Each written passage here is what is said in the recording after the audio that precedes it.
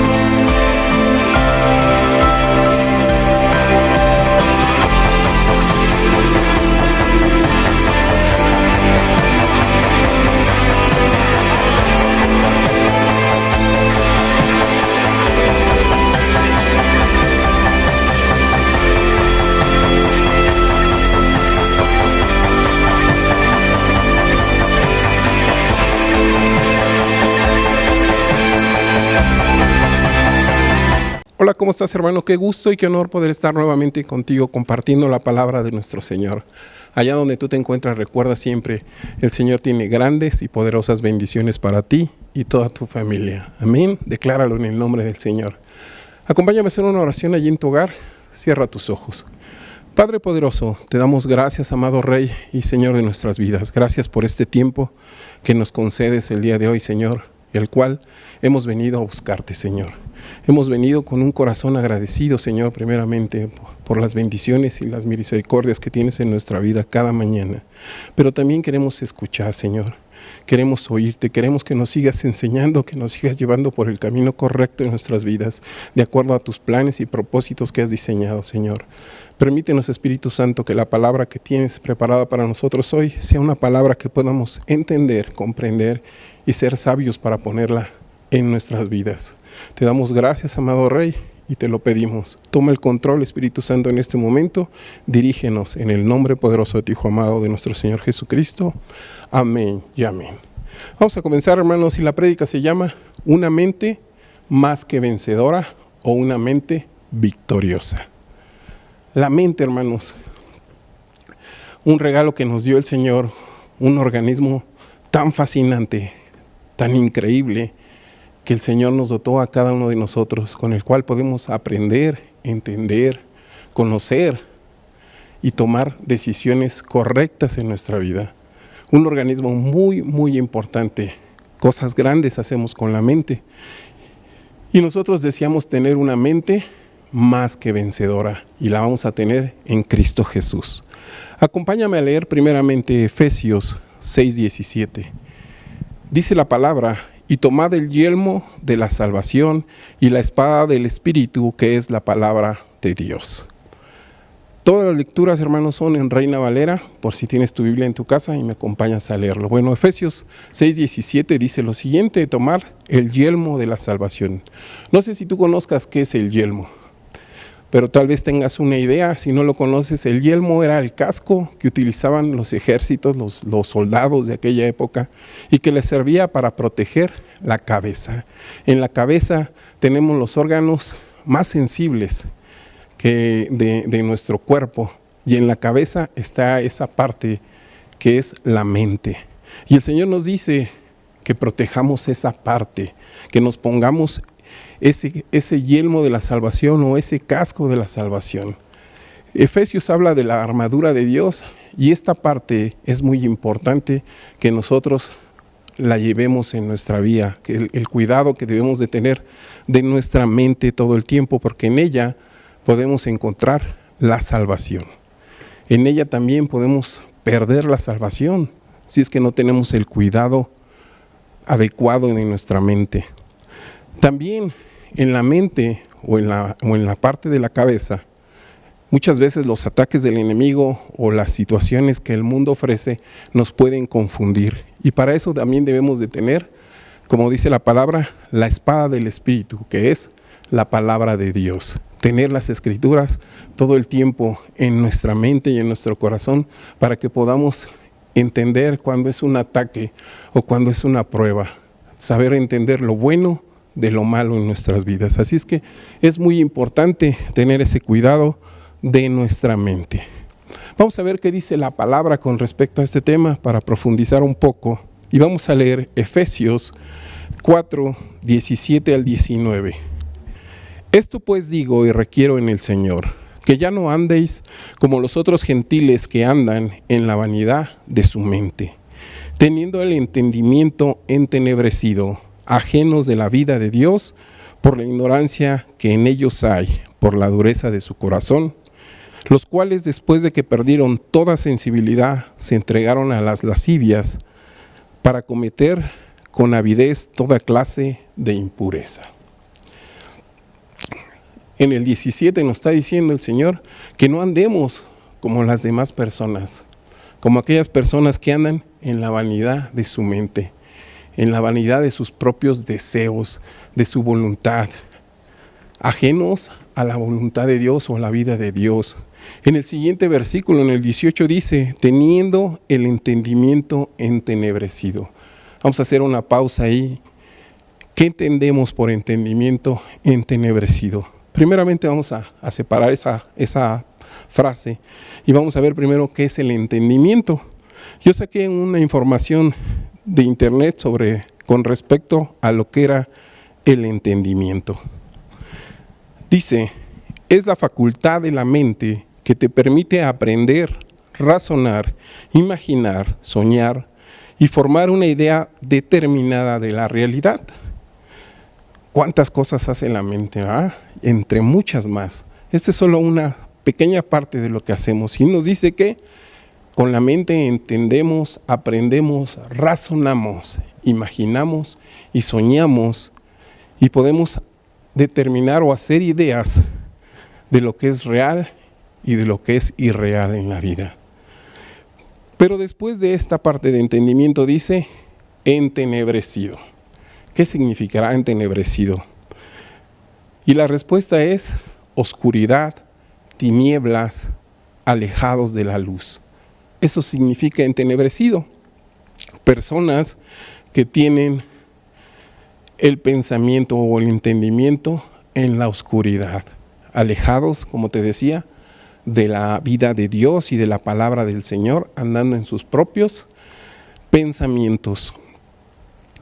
Te voy a dar un testimonio de algún hermano de allá de Acapulco, allá donde yo llegué a los pies del Señor, el cual su testimonio es muy grande. Dios trabajó en su vida de una forma muy grande y que nos va a ayudar a entender un poco esta parte de un entendimiento entenebrecido. Te voy a omitir el nombre por respeto, pero te voy a decir cómo él nos decía que le llamáramos. Le llamábamos nosotros el hermano Mike. Y el hermano Mike, como te decía, en aquella congregación era el líder de jóvenes hasta donde yo me quedé. Yo cuando lo vi, lo notaba como una persona normal, una persona que tenía luz, una persona que ayudaba a los jóvenes a crecer en la palabra del Señor de acuerdo a las enseñanzas que el Espíritu mismo le había dado en su corazón. Así es que este testimonio habla de la maravillosa obra del Señor y la misericordia en su vida de él. Pero vamos a entender por qué él tenía un entendimiento entenebrecido. Él viene de una familia disfuncional, donde la mamá los abandonó, se fue con otra persona y él se quedó al cuidado, o su papá se quedó al cuidado de él y su abuela. Ellos se dedicaban a la venta de cocos.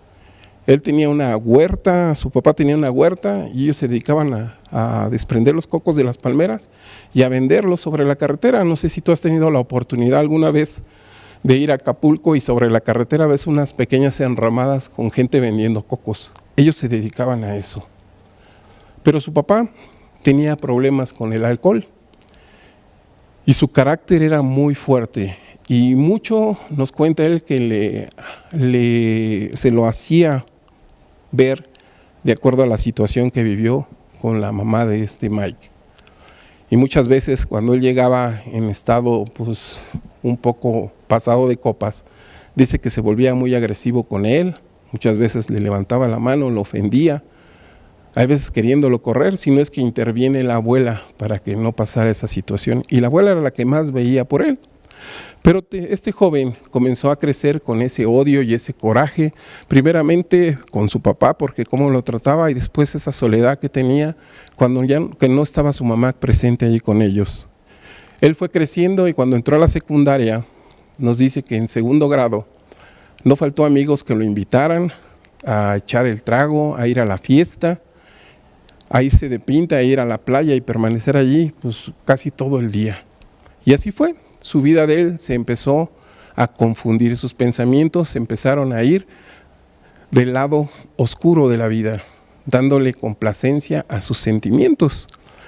Y dice que comenzaron primeramente con ir cada fin de semana, posteriormente era cada tercer día, y ya a veces que eran 4 veces a la semana que ellos iban a estar echando trago. Ya comenzaba en el vicio del alcohol, ya no era algo digamos como diversión, ya era una parte de necesidad que él tenía de estar tomando. Tampoco faltó en aquel lugar, nos cuenta, quien le ofreciera un cigarro de marihuana y comenzó a fumar marihuana. Dice que cuando probaba la marihuana, él como que se relajaba, como que perdía, digamos, el razonamiento de dónde se acaba, su realidad la perdía, se sentía él a gusto, se le olvidaba los problemas que tenía en su casa y él se sentía a gusto.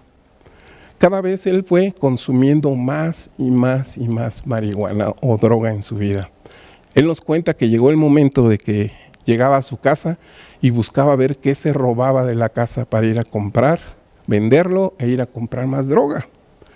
Y era tanto su necesidad de estarse drogando que dice que muchas veces no recuerda cómo llegó a su casa, en dónde se perdió, cómo iba. Nos cuenta que muchas veces su abuela fue a recogerlo de la calle tirado, en calzoncillos, pero él no recordaba cómo había llegado a ese lugar. Llegaba, lo encontraban golpeado o con rasguños, y se lo llevaban a su casa, le ponían unas regañadotas y otra vez a lo mejor también le zumbaban en ocasiones. Pero él no entendía. Él también nos decía que esa necesidad era bastante, que su organismo se la pedía, porque él alucinaba demasiado. Dice que en ocasiones, en ese alucino, en esos viajes que él tenía de la realidad, dice que muchas veces empezó a ver animales, monstruos. Incluso en una ocasión dice que vio al demonio y todo eso le provocaba un miedo, una parálisis, temblaba, se escondía, pero él estaba drogado, él vivía en ese mundo de drogas, no se daba cuenta. Como te decía, su nivel de adicción ya fue demasiado grande. Ya en su casa ya no había cómo controlar esa adicción.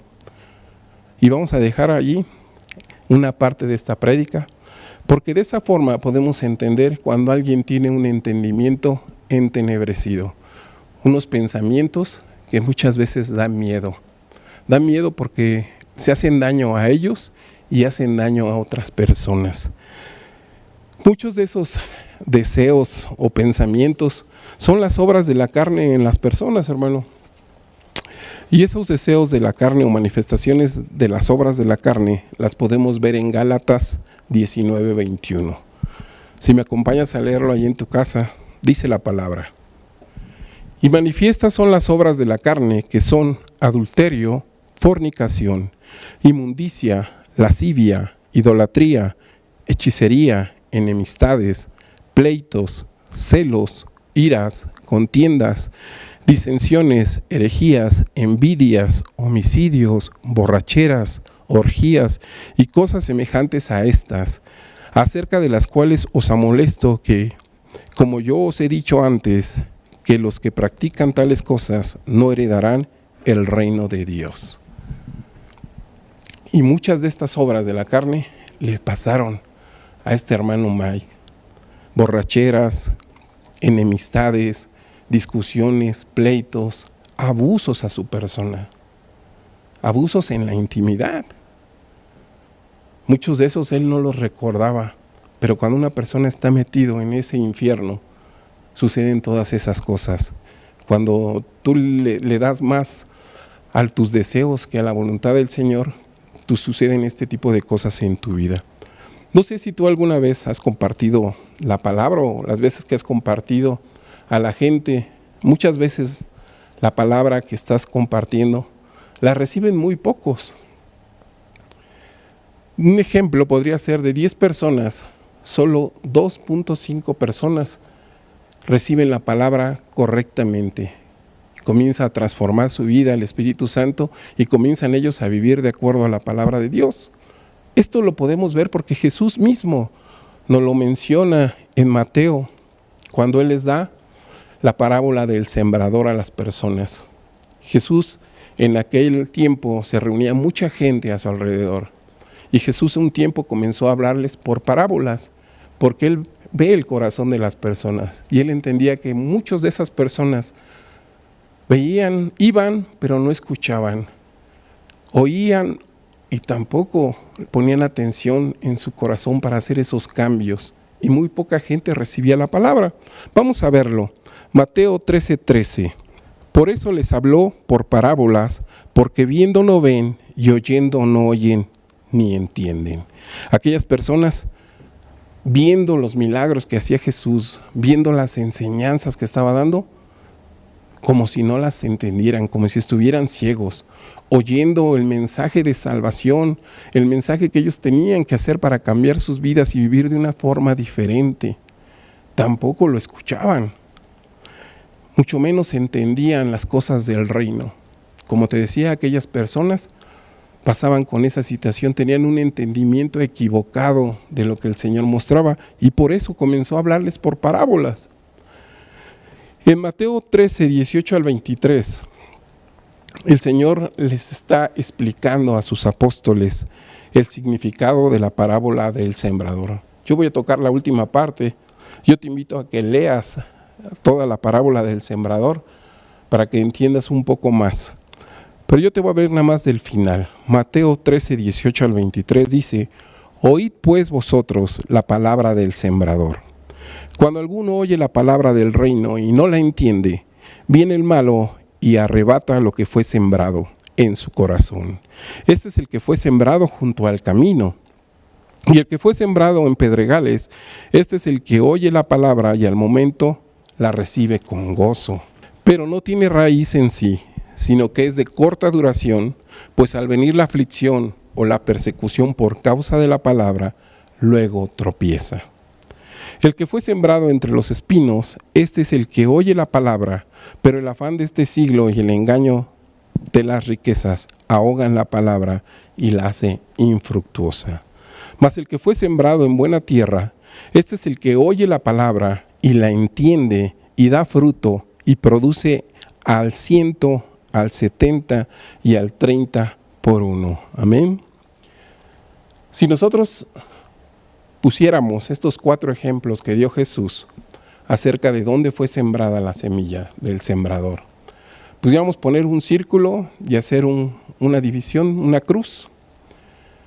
De esos 4 ejemplos, solo 1/4 parte de esa división que hicimos entiende la palabra y da ese fruto. Solo el 25% de las personas que oyen la palabra la ponen por obra en su vida, la entienden el por qué es necesario hacer un cambio en su mente y en su forma de vivir y la ponen por obra en su vida. Y el Espíritu Santo comienza a transformar a esas personas. Pero el 75% muchas veces no la entiende, muchas veces se desilusiona o no da fruto.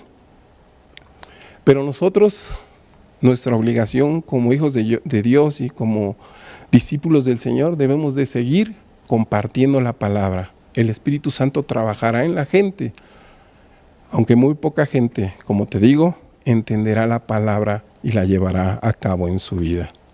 Voy a continuar con el testimonio del hermano Mike. Después de que él ya no podía tener control y su familia pidieron ayuda. Y hay lugares donde tratan ese tipo de situaciones de adicciones entre los jóvenes, y ahí se lo llevaron al hermano Mike. Estuvo allí, nos cuenta que en aquel lugar alrededor de 2 años.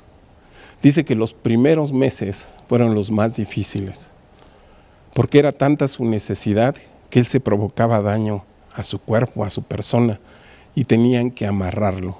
Muchas veces lo encadenaron a la cama. Momentos dice que muy duros, pero muchas veces la gente de aquellos lugares hace esto para que él se desintoxique, para que él se limpie su cuerpo. Dice que pasado ese tiempo, cuando él ya empezó más o menos a tener conciencia nuevamente de su situación, dice que en aquellos lugares había gente, psicólogos, que les ayudaban a tratar el por qué ellos actuaban de esa forma, pero también había gente que le compartía la palabra de Dios. Y él un día escuchó la palabra de Dios y la entendió. Entendió ese sacrificio de Jesús, lo doloroso que fue el que él fuera a la cruz, cómo lo maltrataron, cómo lo golpearon y cómo el amor de él era tan grande que sufrió todo eso por voluntad y llegó a la cruz y muerto en cruz.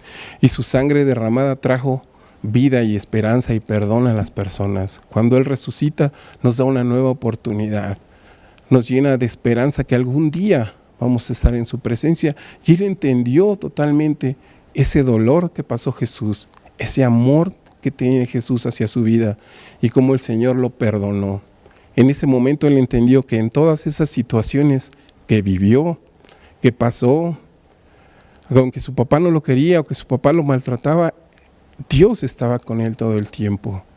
En esos momentos que él estaba en aquel mundo alejado de Dios, también Dios estuvo presente todo el tiempo y le dio la oportunidad y tuvo misericordia en su vida de este joven y lo llevó de la oscuridad a la luz. A partir de ese momento comenzó a buscar del Señor y el Señor comenzó a transformar su vida, a hacer su obra poderosa en la vida del hermano Mike.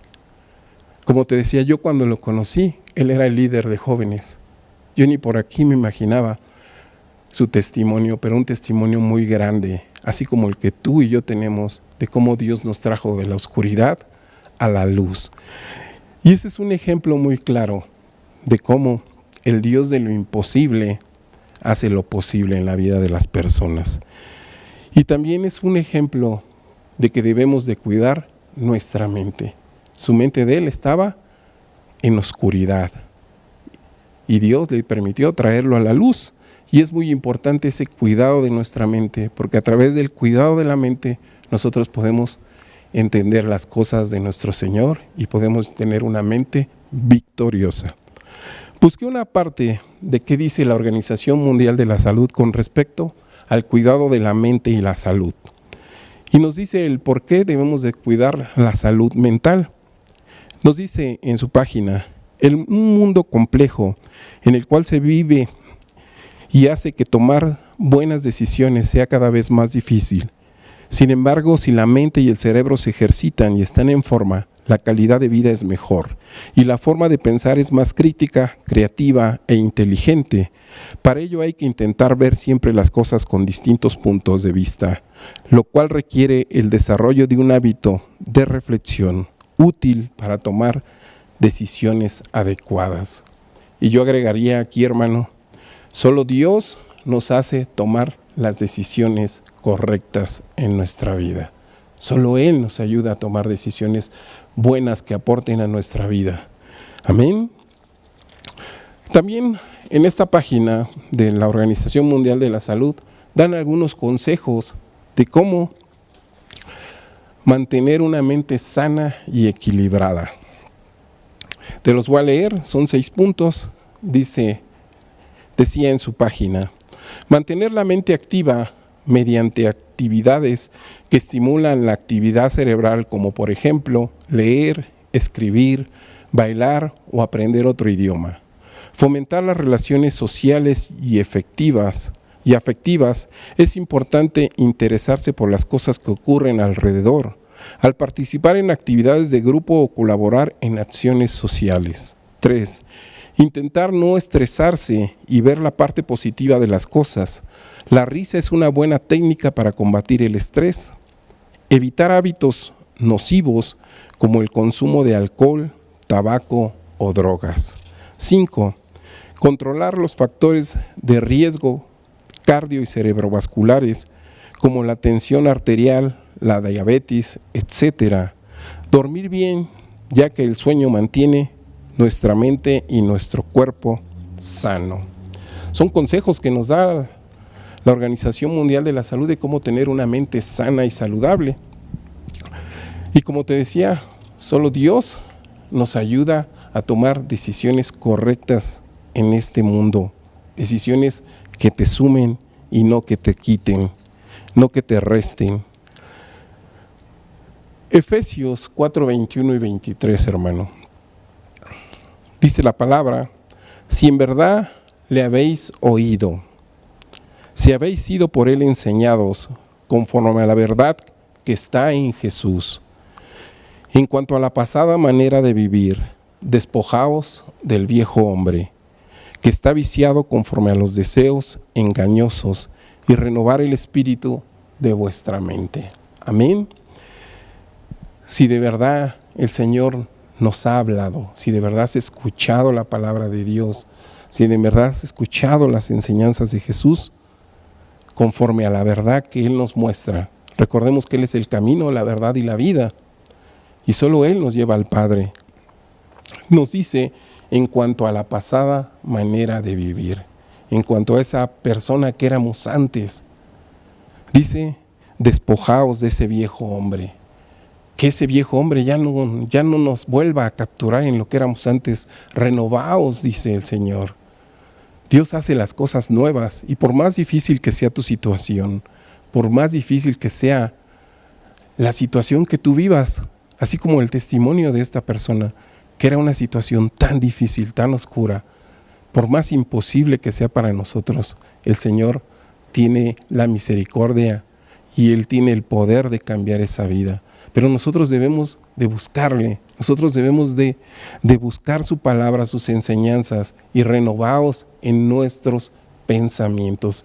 Quitar esos pensamientos que te restan, que son alejados de Dios, que son alejados de la palabra del Señor, y enfocarnos más en las enseñanzas del Señor y ponerlas por obra en nuestras vidas. Filipenses 4, 7 y 8, vamos cerrando, hermano. Y el Dios de paz, y la paz de Dios, que sobrepasa todo entendimiento, guardará vuestros corazones y vuestros pensamientos en Cristo Jesús. La paz de Dios que sobrepasa cualquier entendimiento que nosotros tengamos. Su entendimiento, sus pensamientos del Señor son más grandes hacia nuestra vida. El propósito que Dios tiene para cada uno de nosotros es más grande que el que nosotros pensamos que va a ser. Y Él guardará nuestro corazón, guardará y nos protegerá. Y también nuestros pensamientos, nos llevará a pensamientos que lleven a la luz y no a la oscuridad en Cristo Jesús. Y hace una recomendación al final. Y nos da una ordenanza, Filipenses 4:8. Dice la palabra: por lo demás, hermanos, todo lo que es verdadero, todo lo que es honesto, todo lo justo, todo lo puro, todo lo amable, todo lo que es de buen nombre, si hay virtud alguna, si hay algo digno de alabanza, en esto piensa. Todo lo que te sume, hermanos, toda la verdad, como te decía, toda la verdad que está en la palabra, todo lo honesto, lo justo, lo puro, lo amable, lo de buen nombre, todo lo que es virtuoso, en eso pensemos. Porque eso nos llevará a tener una mente en Cristo Jesús más que vencedora, una mente victoriosa, una mente que vence, una mente que camina de acuerdo a la luz y a la verdad que es Cristo Jesús. Amén, hermano. Cierra tus ojos, vamos a darle gracias al Señor por esta palabra. Padre poderoso, te damos gracias, amado Rey. Gracias, bendito Rey del cielo, por darnos esta palabra, Señor. Por darnos este conocimiento, Señor, y entender ¿Qué es lo que tú buscas en nosotros? ¿Qué es lo que nosotros debemos hacer? Yo quiero ser de ese 25%, Señor. Ese 25% que escucha tu palabra, Señor, que la pone por obra en su vida. Yo quiero dar frutos, Señor, frutos al 100, al 70 o al 30%, Señor. Yo quiero ser de esas personas. Y te doy gracias, Señor, por tu misericordia que tuviste en mi vida y que tienes en la vida de mis hermanos, que nos trajiste de la oscuridad a la luz. Solo tú haces eso, Señor. Solo tú tienes ese poder de poder transformar la vida de cada persona, los pensamientos de cada persona y el corazón de cada uno de nosotros. Yo quiero renovar mi mente, Señor, y no ser ese viejo hombre. Quiero oír y seguir tus pasos, caminar de acuerdo a tus enseñanzas. Nos ponemos en tus manos, Padre poderoso. Gracias te damos. Sigue guiando nuestro camino, síguenos llevando por ese camino y de acuerdo al propósito que tú tienes en nuestras vidas. Gracias, hermano. Dios te bendiga. Te lo pedimos en el nombre poderoso de nuestro Señor Jesucristo. Amén y amén. Dios te bendiga.